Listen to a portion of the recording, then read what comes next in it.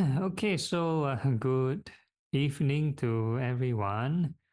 So we are still continuing this series on heaven, or too much heaven. There's too many suttas on heaven. I'll try to find those suttas at least kind of related to meditation. So we are going to this new sutta, Patama Kosala Sutta.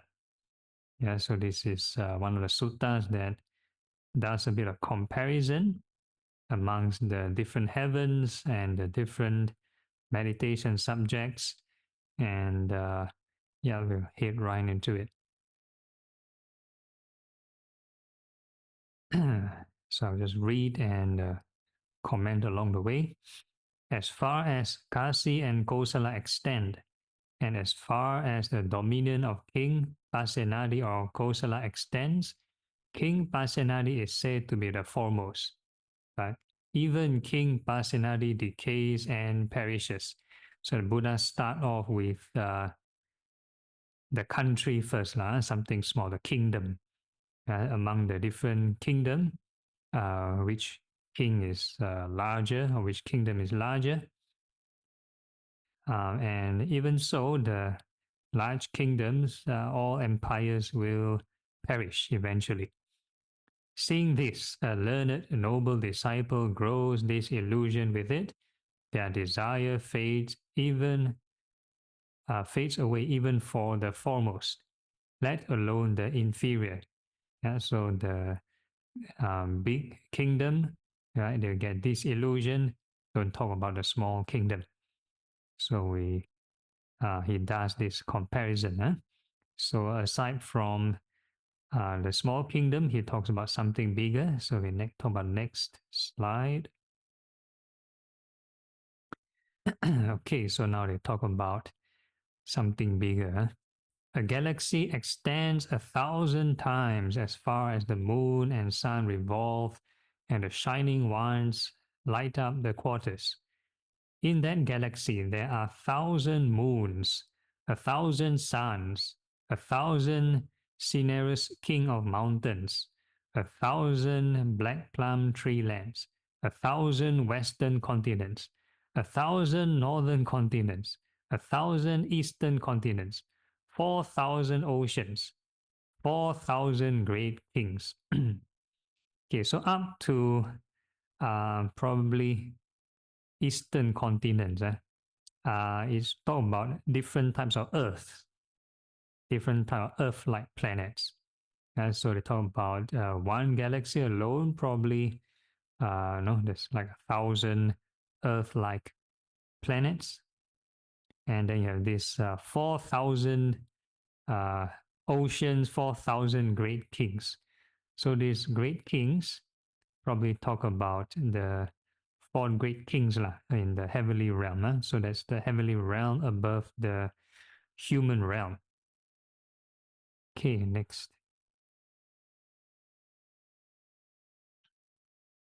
Okay, sorry. So my bad, I misread. So the 4,000 great kings still talk about human-like great kings. Human-like great kings. So the next one talk about the four great kings. Okay, so this is about the heavenly kings. 1,000 realms of the gods of the four great kings. So this talk about the heavenly kings already. 1,000 realms of the gods of the 33, of the gods of Yama, of the joyful gods, of the gods who love to imagine. So they talk about a different sensual deva realm, of the gods who control what is imagined by others, and 1,000 realms of divinity. As far as the galaxy extends, the great divinity is said to be the foremost. But even the great divinity decays and perishes. Okay, so these four heavenly kings, we think there's only one realm, right? One realm for the four great heavenly kings. But here it mentioned 1,000 realms of these gods of the four great kings. So it means that their civilization have no probably like they conquer like 1,000 planets like that. they inhabited like thousands of these planets. And same with the gods of the 33, they have thousands of probably uh, territories, yeah, thousands of these realms. So sometimes we talk in the previous lesson, we think only there's one realm, but down here he mentioned, wow, so many thousand realms. So each heaven has like many territories, many civilizations that extend or conquer or whatever it is, many realms. Okay, then they talk about this great divinity. So they talk about different heavenly realms.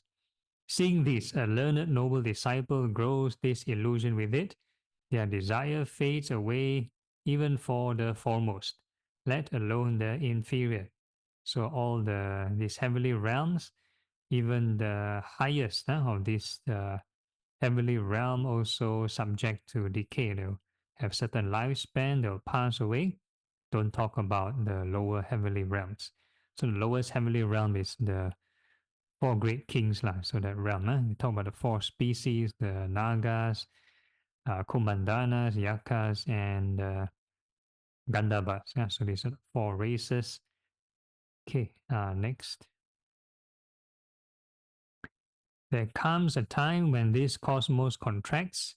As it contracts, most sentient beings migrate to the realm of streaming radiance. There, they are mind made, feeding on rapture, self luminous, wandering in midair, steadily glorious, and they remain like that for a very long time. When the cosmos is contracting, the gods of streaming radiance are said to be the foremost, but even the gods of streaming radiance decay and perish. So this streaming radiance is said to be the second jhana realm, because the first jhana realm in the first Brahma worlds, their lifespan is in accordance with the universe cycle. So if the universe cycle ends, then there's somebody needs to go somewhere, right? So there's this realm higher than the universe cycle. So we call this the realm of streaming radiance. So most of the beings will be reborn there. Seeing this, a learned noble disciple grows this illusion with it. Their desire fades away even for the foremost, let alone the inferior. Right? So even that realm of streaming radiance, their lifespan is 2 eons. So if they pass away, they appear on the sort of lower planes on something in this so-called universe, and they're subject to decay also. Okay, next. Okay, so now after comparing with all the different cosmology, so now the Buddha is going to talk about different meditation subjects, different meditation objects. So just going to briefly mention, there are these 10 universal dimensions of meditation. So I think this is Ajahn Sujato's translation. The more common term would be kasina, not casino, it's kasina, Kasina. So these are objects of perception. So what 10? Someone perceives the meditation on universal earth. So the earth kasina, according to Sutta, has to be like a large area, above, below, across, undivided, and limitless. So this is the Sutta's version. But if you look at the modern meditation manuals, for example, like the Visuddhimagga, they'll tell you the earth kasina, you have to take a small disc and stare at the clay disc, and that's the earth kasina. So very different from the Sutta. Okay, then the next one, they perceive the meditation on universal water. So water is the same thing, probably like as though like you're inside like scuba diving in the middle of the ocean, or the water everywhere. The meditation on universal fire, same flames all around. The meditation on universal air, So if you take an airplane, you might be very familiar. The meditation on universal blue. So the first four are the four elements. So there are many ways to meditate on the four elements. So one of the ways we do it in a routine is to feel the sensations: earth, fire, wind, water. So this one here, the Kasina, talks about visualizing the four elements in terms of their no, kind of like environmental kind of perceptions. Then after the four elements, then it comes to color. So then the meditation on universal blue, meditation on universal yellow. So the three dots means the same thing. You have to think of it boundless and limitless and not just a small disk. And the meditation on universal red, the meditation on universal white, the meditation on universal space. Then they perceive the meditation on universal consciousness, above, below, across, undivided, and limitless. These are the 10 universal dimensions of meditation. Okay, so for this visualization, all the visualization up to universal white requires some kind of visualization, whereas universal space and universal consciousness may not require visualization, may not require visualizations. So for all the visualization practices, usually in our routine, we normally, or I normally don't encourage like newcomers to pursue this for a long time, because visualizations practices may develop this divine eye, and may develop divine eye, and not everybody are prepared for this divine eye. So imagine some people might see ghosts the whole day or see demons the whole day, might be very traumatized, or they start to see their past lives, and if their past life drama is too traumatic, some people might go crazy. So it's not meant for everybody. So every meditation object has their, I would say, precautions. Yeah, have their precautions. So, but of course, this is a standard. I would say standard. It's an official meditation taught in the scriptures, taught by the Buddha. But of course, not all meditations are suitable for everybody. It's just like in the medicine shelf, there are many types of medicine. We are not supposed to take all kinds of medicine. We are supposed to take the relevant medicine to suit or cure our illness.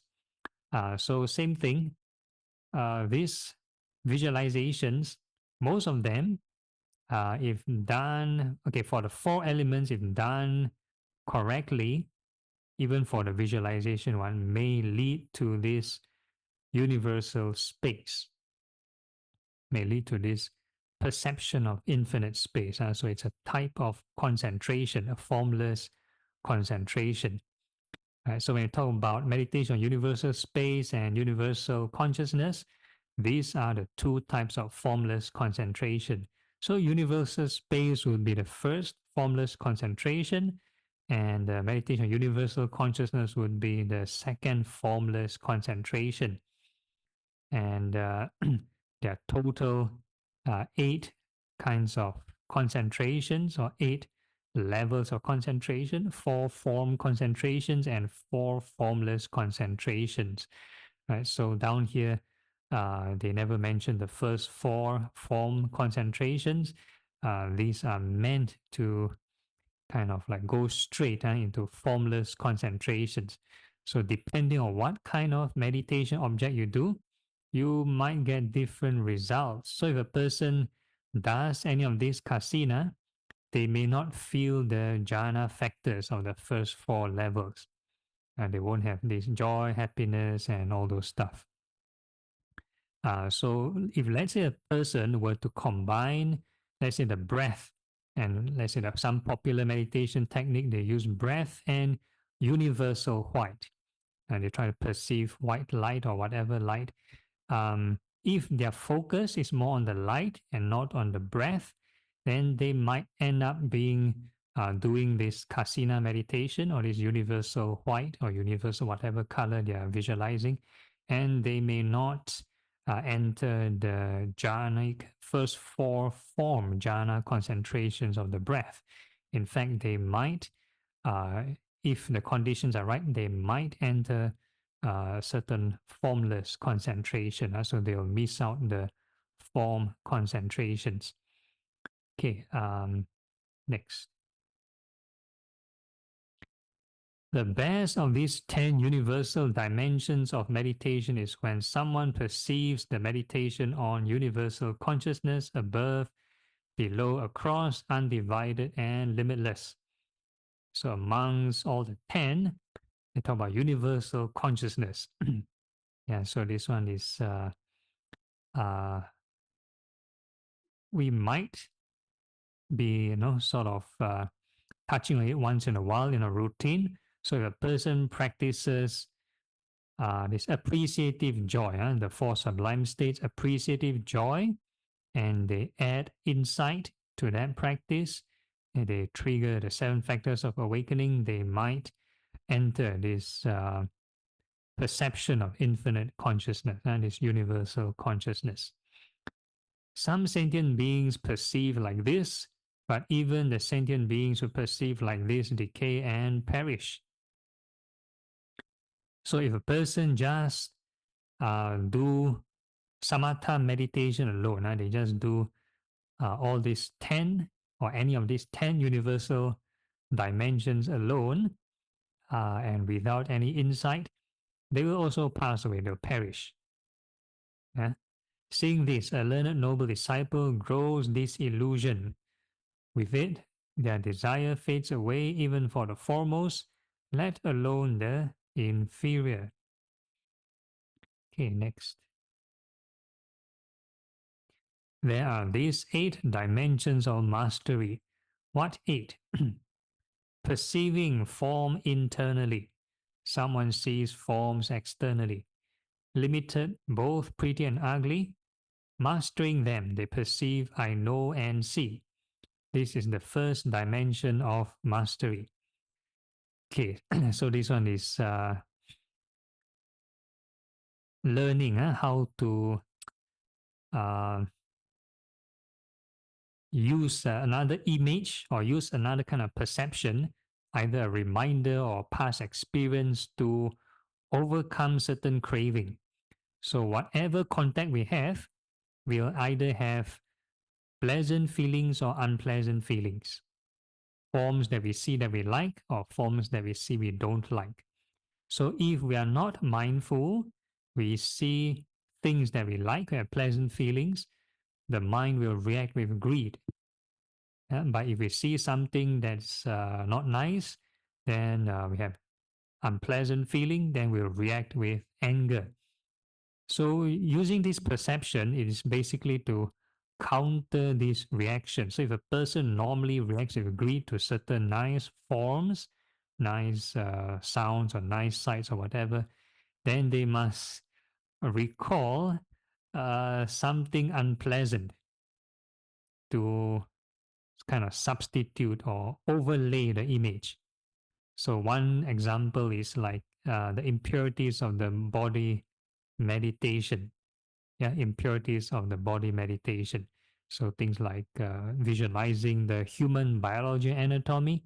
So instead of seeing person just as the flesh, as the external part of the body, a person need to overlay, mentally overlay the image of the ugliness of the body.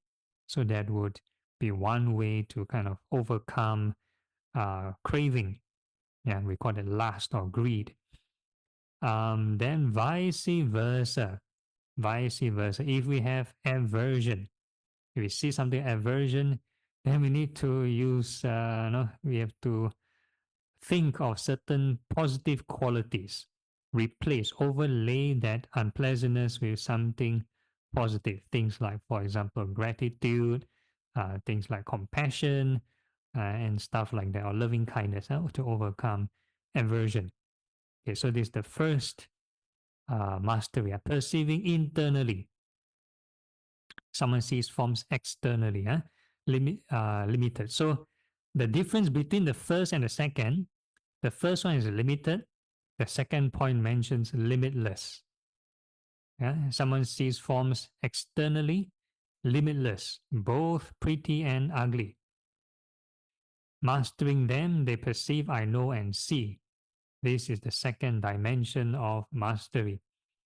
Okay, so limited would be uh, just yourself or just a object outside. Yeah, internally or externally. Internally means your own body. Externally would be something outside. For example, a nice, I don't know, someone good looking, or a nice object, a new phone, a new computer, or if something ugly would be maybe a corpse or something unpleasant, right? So they need to use the relevant perceptions to overlay and counter them. So that is one way of doing it. So limitless would be everything. Yeah, limitless would be everything. So in our routine, we are trying to, in a way, do something more limitless, boundless. That means we, not to the sutta extent, probably a bit too heavy. This one requires a lot of visualization.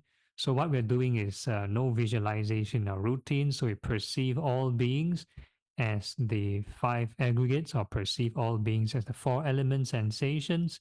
So there's no need to visualize. Okay, next.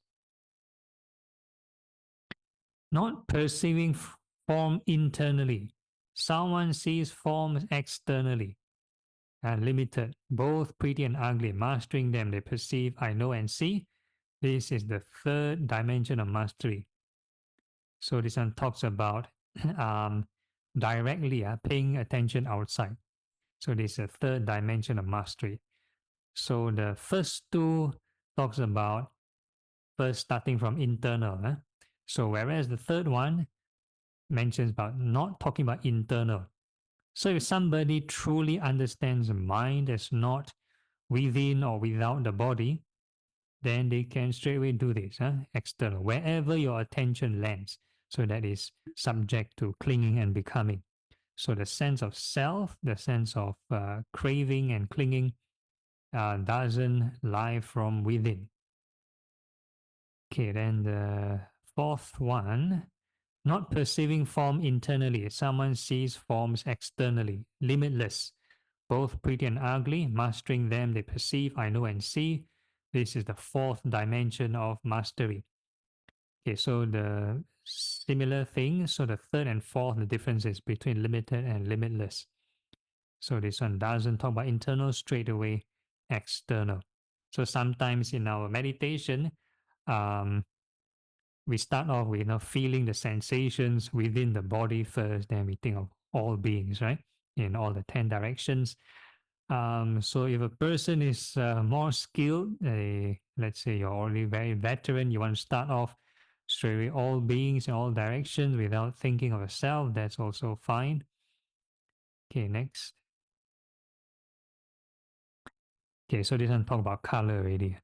Not perceiving form internally. Someone sees forms externally. So this one is similar to the universal dimensions or the kasina kind of meditation. Someone sees forms externally, blue with blue color and blue appearance. They are like a flax flower that's blue with blue color and blue appearance, or cloth from Varanasi that's smooth on both sides, blue with blue color and blue appearance. In the same way, not perceiving form internally, someone sees forms externally, blue with blue color and blue appearance. Mastering them, they perceive, I know, and see. This is the fifth dimension of mastery. Right, so this is the uh, visualization one. So one good example is that if we are, let's say, in attending a lecture or listening to someone, and we are not paying attention, the mind is daydreaming somewhere, then basically we are not affected by the other person's speech because we are not really paying attention. So, in the same way, this is something similar, but not drifting off. It's not daydreaming, but it's like deliberately, like superimposing or overlaying another kind of image so that your attention is more towards that image and not to the so called sensual object. Okay, next. Not perceiving form internally, someone sees forms externally. Yellow with yellow color, so very similar. And yellow appearance, they're like a champak flower that's yellow with yellow color and yellow appearance, or cloth from Varanasi that's smooth on both sides, yellow with yellow color and yellow appearance. In the same way, not perceiving form internally, someone sees forms externally, yellow with yellow color and yellow appearance. Mastering them, they perceive, I know and see. This is the sixth dimension of mastery. Okay, so I'm going to pause here because it's getting a bit dry. Any questions on the ground?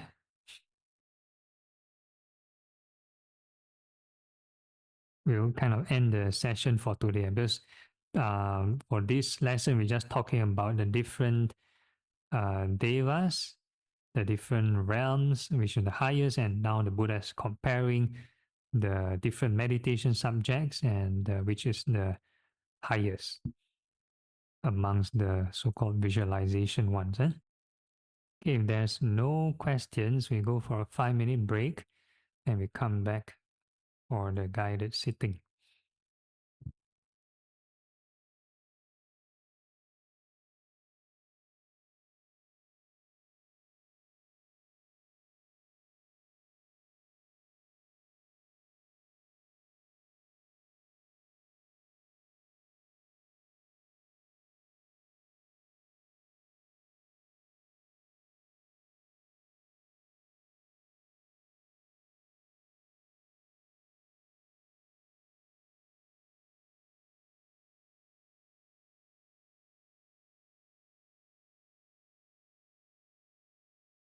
We find a comfortable sitting posture, make sure the back is upright and the rest of the body relaxed.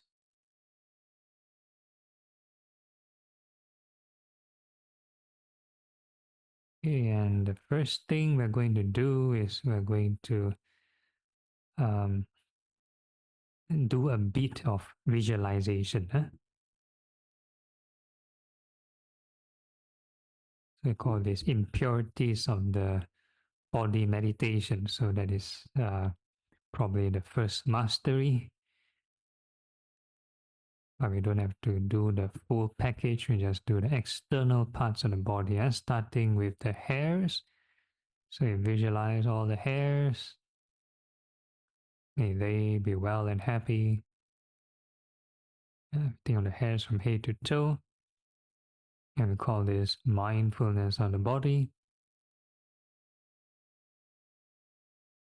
And every time you generate the image of the hairs, you need to wish it well and happy.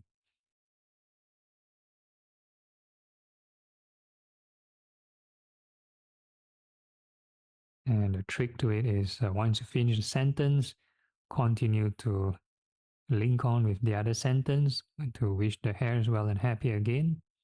Keep on looping. Do not idle for too long. Huh? Once you stop wishing only, then the mind will start to create a lot of drama stories.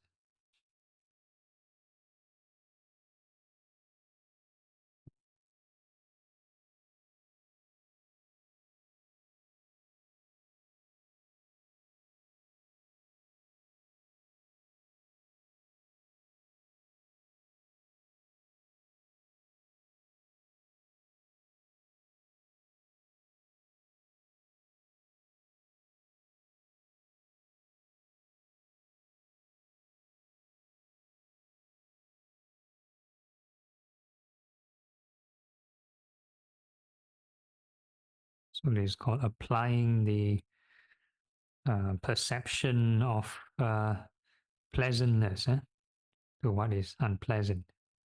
If let's say a person has aversion to the hairs, so by wishing it well, having loving kindness or goodwill, this will reduce the craving of aversion.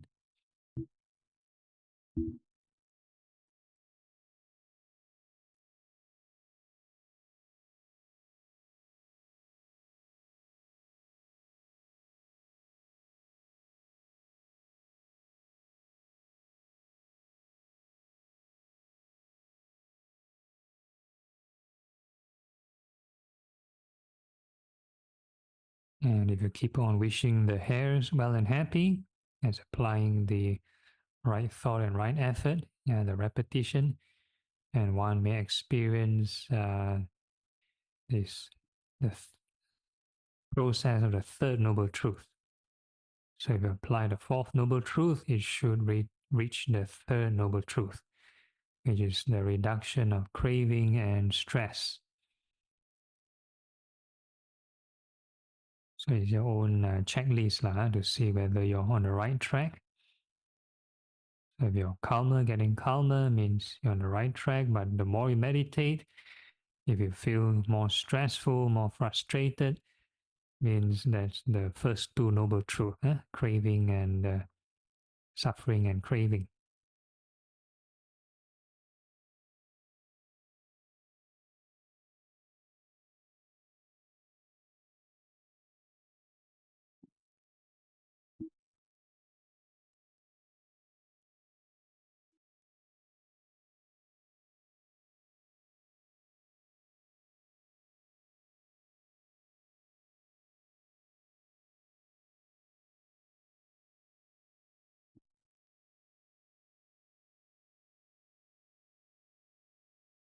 And we say the five hindrances are the symptoms of suffering. So it doesn't have to be stress or agitation. It can be daydreaming also. And daydreaming also part of these symptoms of suffering, unknowing suffering.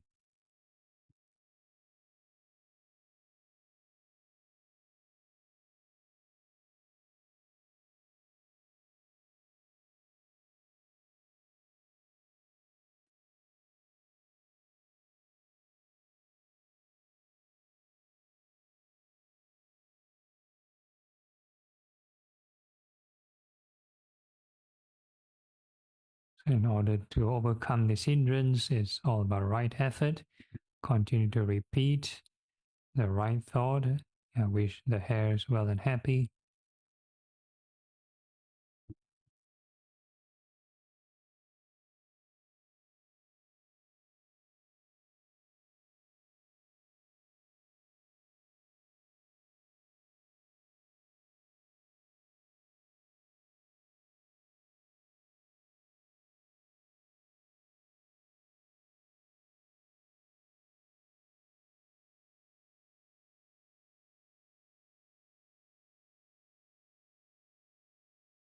And because if we have the habit of drifting away, and the last moments of our death also I drift away. And if it's like gambling. So if the stray thoughts are all negative, then that's it. We follow the unwholesome drama show.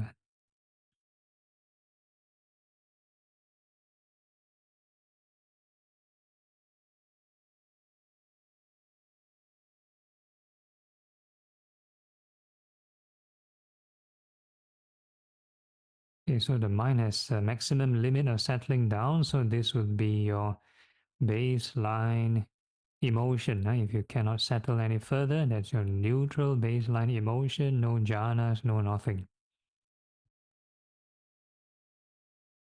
And this would be the minimum requirement for insight meditation or vipassana. So the vipassana for this particular object is to think of impermanence. All these hairs go through birth, aging, sickness, and death. So you think of the hairs growing and falling, many, many cycles.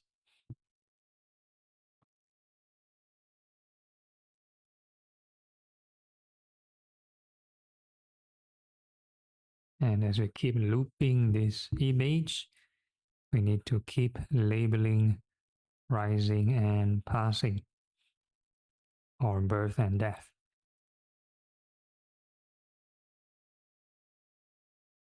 So keep on synchronizing, keep generating right thought.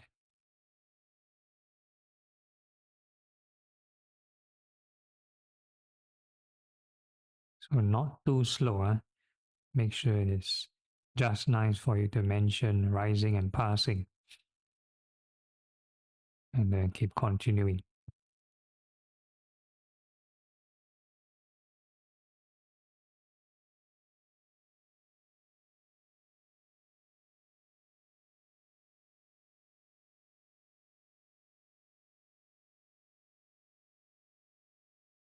So in the process of detachment, one may trigger the 7 factors of awakening.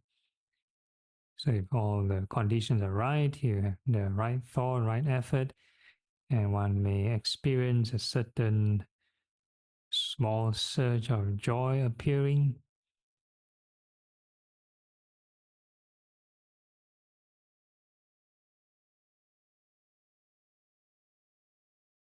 So it's a chain reaction.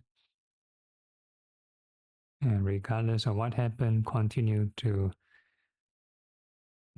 maintain right thought, right effort, rising and passing. Because once you stop only, then this process will go stun. You start to cling on something else and you have to restart.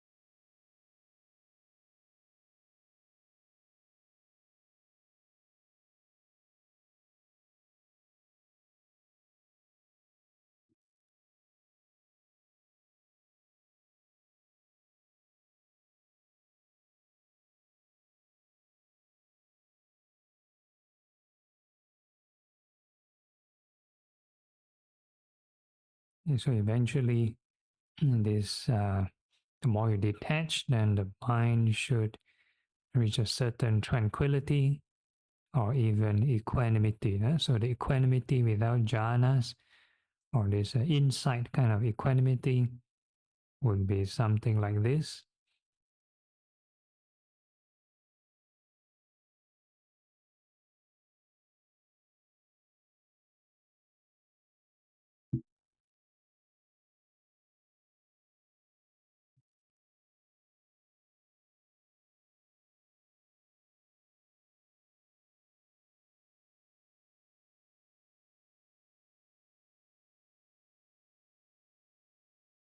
We treat all emotional states as just a side product.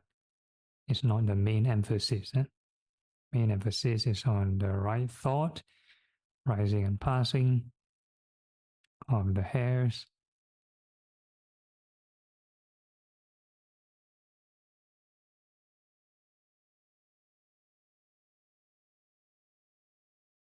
And then you can see how far you can detach. So in the inside portion, there's no limit to this detachment. So the only limit is until you reach enlightenment.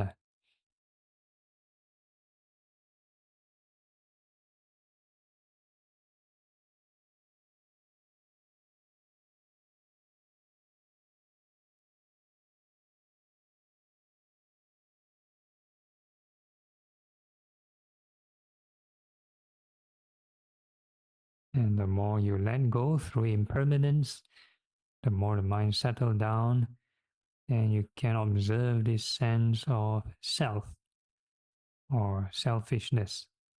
Is it increasing its intensity or decreasing?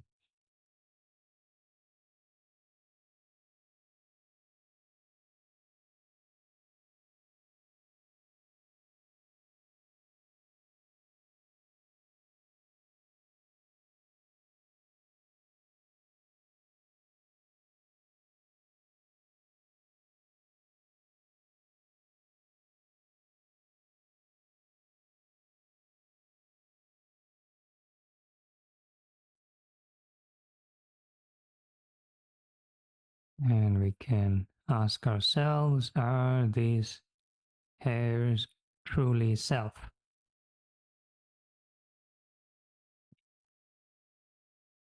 Can we tell the hairs not to go through birth and death?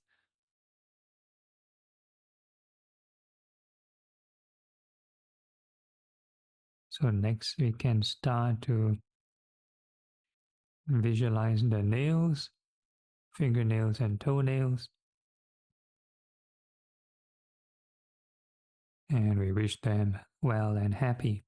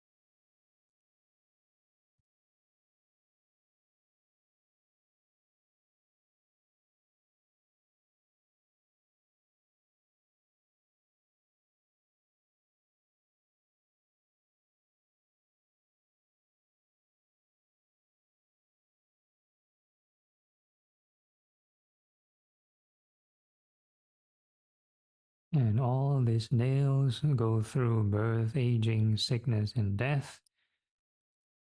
Yeah, so we switch from the samatha portion to the insight portion to understand the difference between clinging and unclinging. So we think of the nails growing and falling, many, many cycles. And as we keep on looping this image, we keep on labeling birth and death or rising and passing.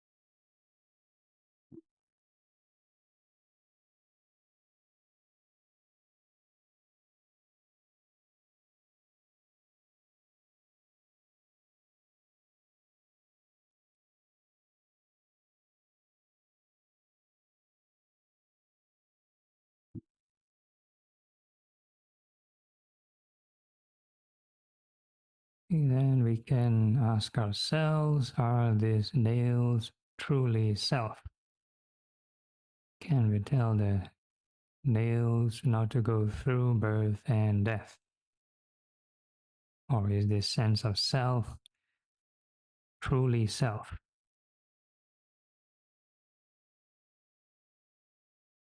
If the intensity can change the first place, then what is the true self?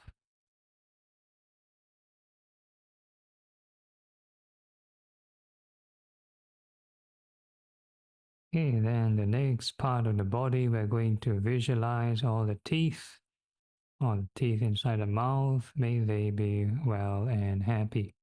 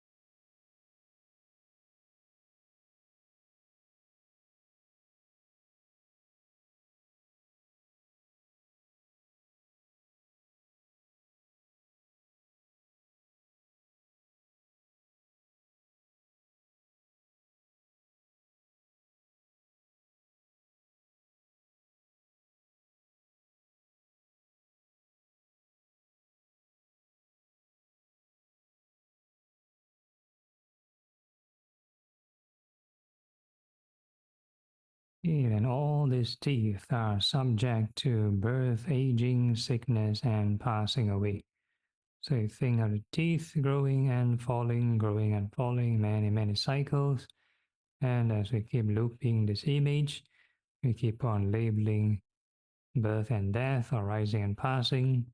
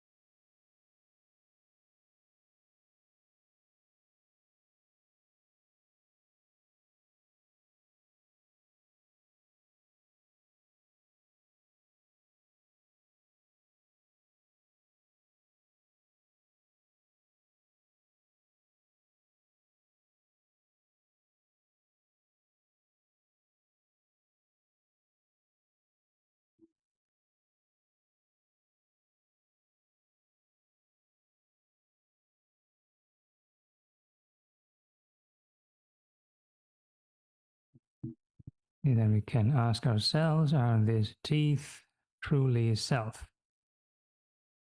Can we tell the teeth to not go through birth and death?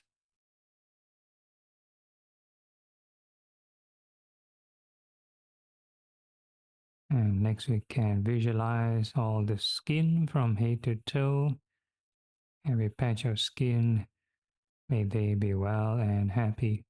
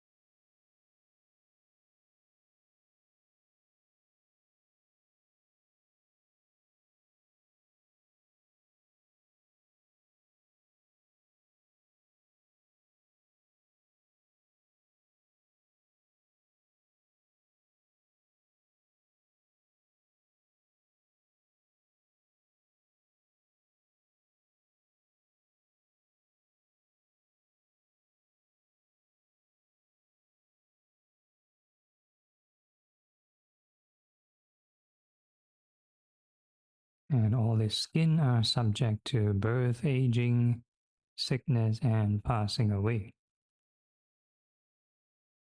So we think of this skin growing and falling many, many cycles. And as we loop this image, we keep on labeling birth and death, or rising and passing.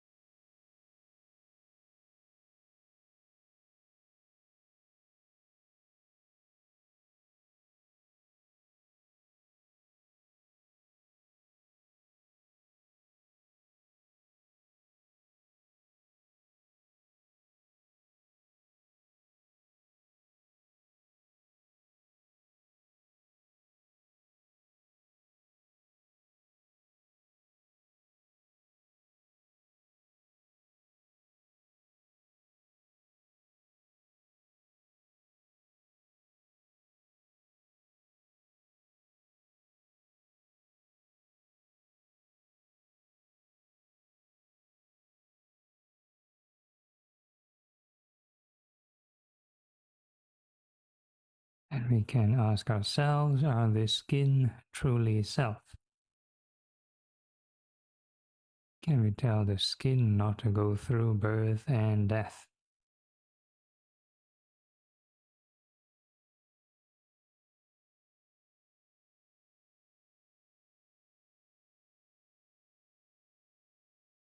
Okay, and next phase of meditation we're doing is to familiarize with the four element sensation. So we're just going to feel the sensations, no need to visualize. So that's another way of understanding the four elements: the earth, fire, wind, water.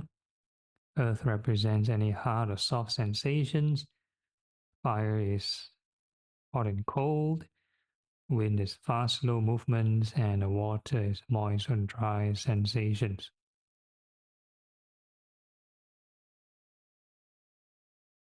So when you feel this sensation throughout the entire body, same principle. If the sensations are pleasant, then we might react with greed.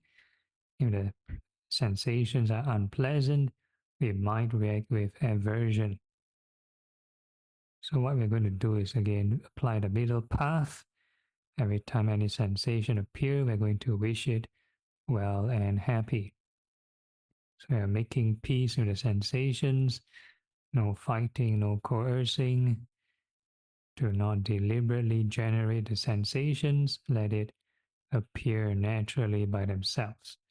So all these are real-time evidence. No need to imagine, no need to visualize. Sensation appear, may they be well and happy.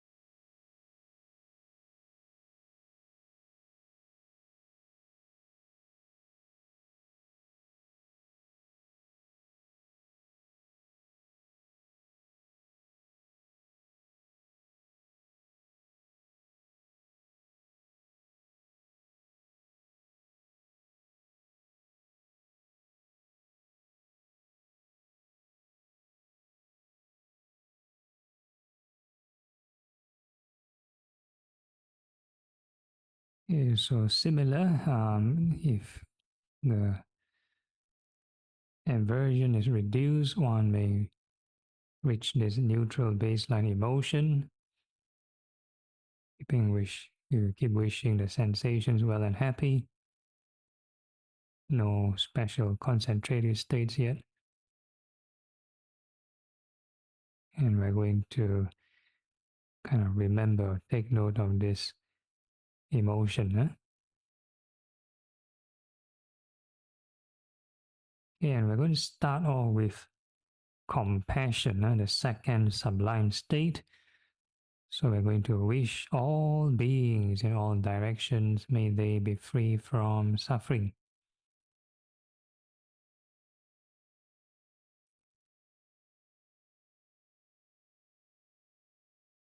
May all beings, all directions, above, below, all across. And so this external also, not just internal.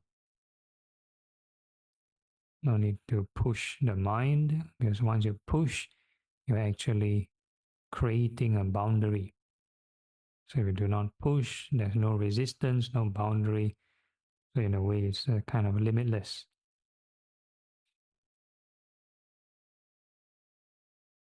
And however far the mind wishes to extend doesn't matter. In that widened sphere of attention, we are going to perceive all beings as the four elements. As long as they cling on the four element sensations, that will result in stress and suffering. So whenever any sensation appear, we're going to wish, may all beings be free from suffering. So it's to wish all beings. No need to visualize. So the sensations may appear inside the body or outside, near or far. As long as sensation appear, may all beings be free from suffering. So that's the perception. So do not create any other kinds of imagination. That would be a different perception. Don't need to think of humanitarian aid, know how to help this person. And we call this restlessness and worry. So for the time being, we just stick to the elements. Sensation appear. May all beings be free from suffering.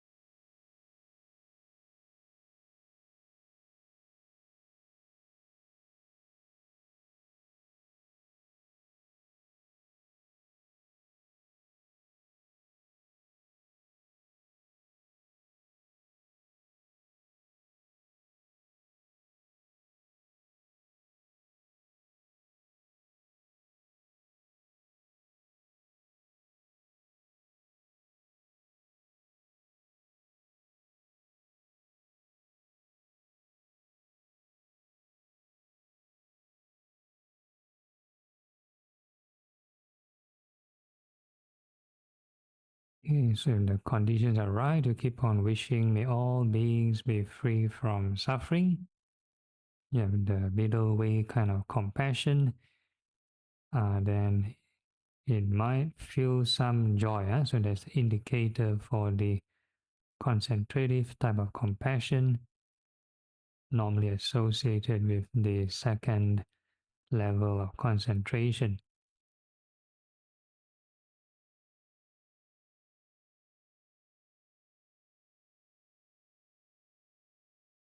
And regardless of what you experience, keep on wishing, may all beings be free from suffering.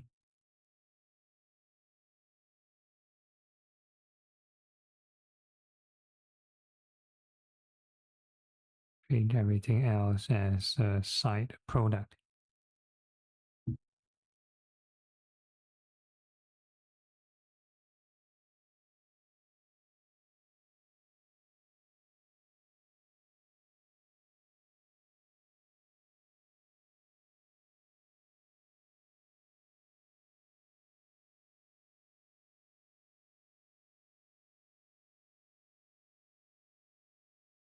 Unlike the Vipassana joy, the jhanic joy is a bit more constant as long as you apply the right causes. You kind of stay there as long as you keep on generating the right thought.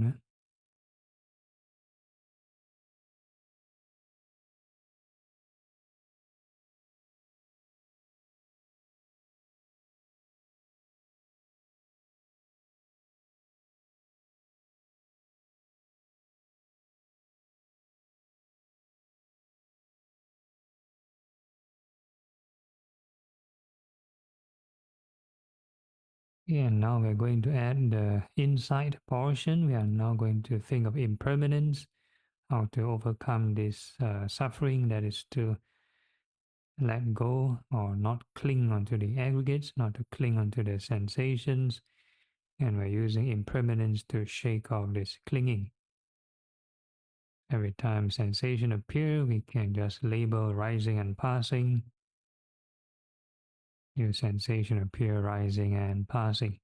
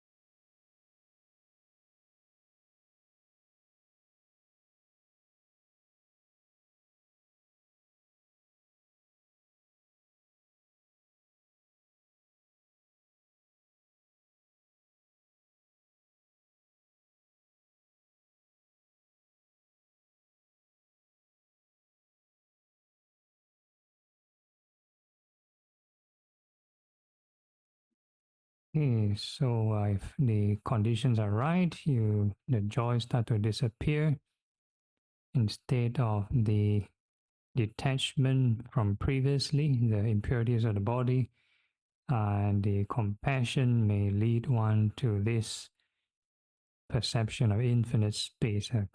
One may experience a kind of blankness.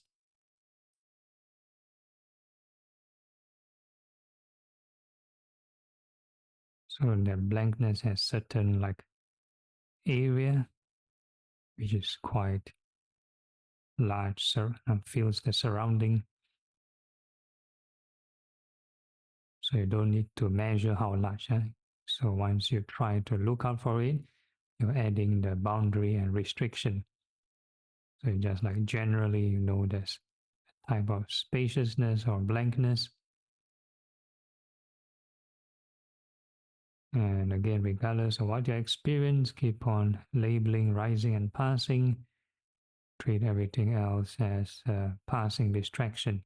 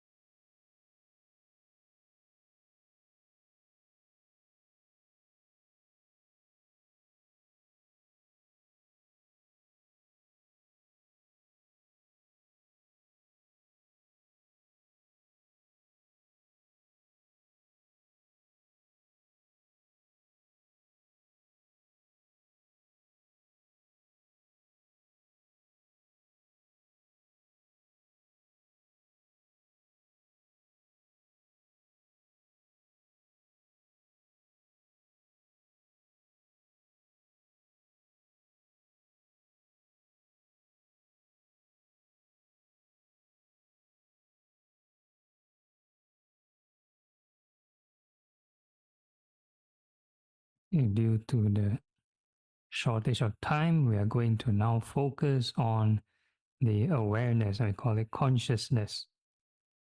Basically, who is the one observing this space? Or we just focus on the quality of knowing. When you hear my sound, then you know sound, ear consciousness. Don't have to pay attention to the details of my words, but just know that's knowing from the ears, awareness from the ears. Whatever you sense in the meditation, the emotion, that's awareness of that emotion. So your mantra now is this awareness or knowing.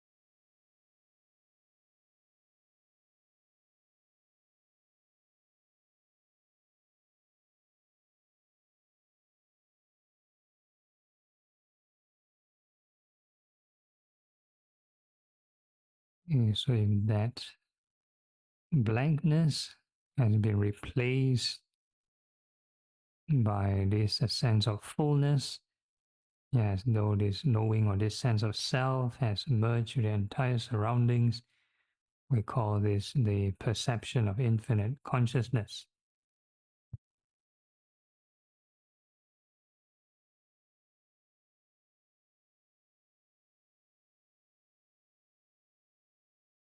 And the same thing, regardless of what you experience, keep on labeling this knowing.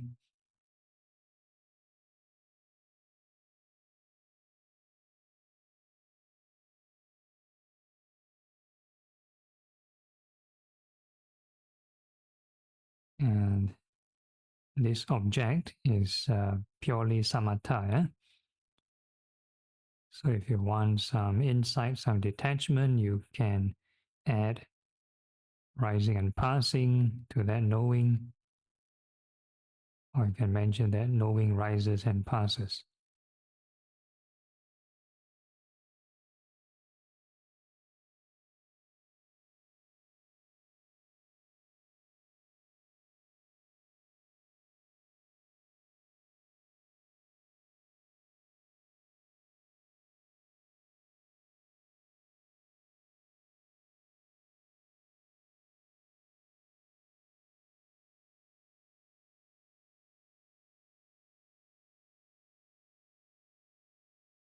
And before we conclude the session, same gentle reminder in all activities, whether we're standing, sitting, walking, or lying down, we can be mindful of impermanence. And with that, we can gently open our eyes, formally end the session, informally generate right thought.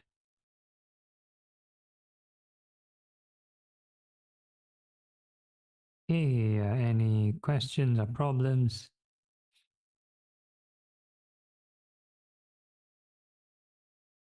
Okay, there's no issues. We're going to do the concluding chant. Okay, Anumodana, dedicating merits. Akasatha ca Bhumata Devanaga Mahidika Punyang tang anumoditva Cirang rakantu loka sasanang Etavata ca amhehi Sampadang punya sampadang Sabe dewa sabe buddha sabe sata anumodantu Sabba sampati siddhya. Dedication of merits to departed. Idang me nyatinang hotu sukita hontu nyatayo. Idang me nyatinang hotu sukita hontu nyatayo. Idang me nyatinang hotu sukita hontu nyatayo. Aspiration. Imina punya kamena mame bala samagamo satang samagamo hotu yawa nibbana patiya. Sadhu, sadhu, sadhu. And we pay respects to the Buddha 3 times. Give 3 bows. First bow, second bow, third bow. Okay, yeah, so announcements, upcoming retreat, those who want to join in November 19 to 23. This is the one registration. You can contact Susan, the number is there. Yeah, and it's +65 9724 1985. And for those Singaporeans, I think should arrange the transport to go together. Yeah, so that's it. Any announcements from Terence? If not, then see you next week.